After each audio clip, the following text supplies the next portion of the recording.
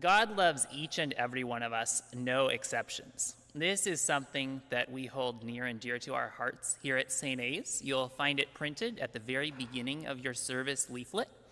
And this is something I find in all kinds of ministries here at St. A's. So you'll see that God loves each and every one of us, no exceptions, through things that are said from the front. So for example, when we have a Pride service earlier in the year in Pride Month, we celebrate people of all sexual identifications and genders.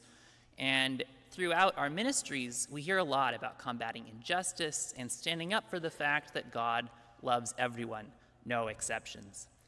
I feel this personally when I come to the rail and I take communion. I know that God loves me, no exceptions, and I get this physical sense of the presence of Jesus here.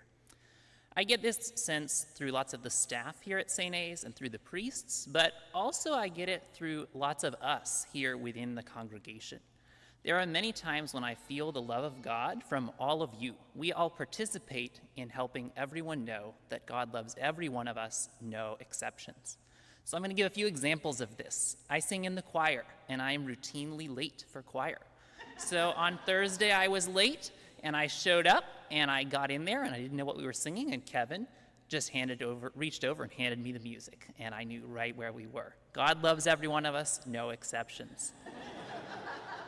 We find the love of God in our life together in lots of ways. So like Min here is a student at Santa Monica College and came into church once, and we sort of made friends. And Min is just brimming with enthusiasm, and he's always so excited to see us when we show up in church. I feel the love of God when I talk with Min.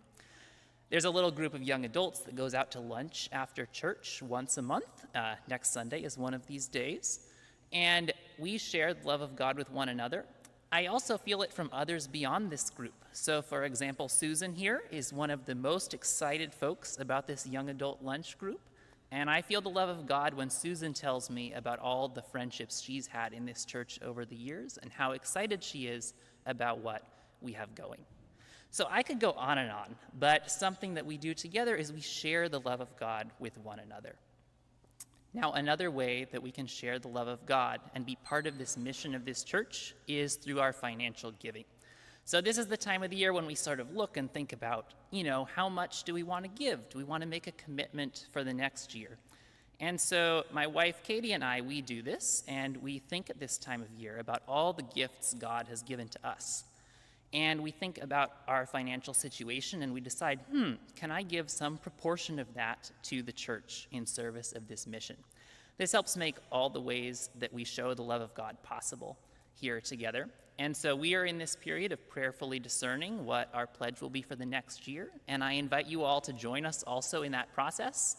And it's really a joy because what's going on in this church is so exciting. We should all be so thrilled about sharing the love of God with one another and with the world. And stewardship season is a chance for us all to think about that and make a commitment together.